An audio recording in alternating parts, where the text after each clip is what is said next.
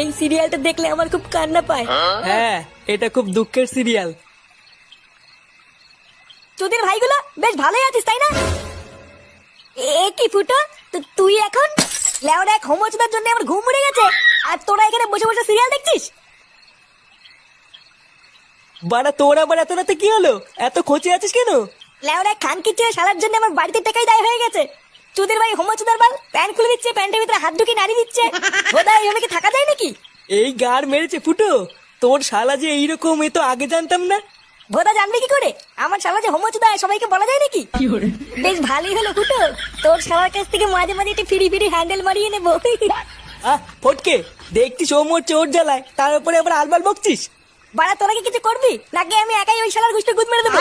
লেওড়া তুই অত মাথা গরম করিস না ফুটো। দাঁড়া, কাল সকালটা হোক, আমাকে একটু ভাবতে দে কি করা যায়, তারপর তো শালার ব্যবস্থা করছি।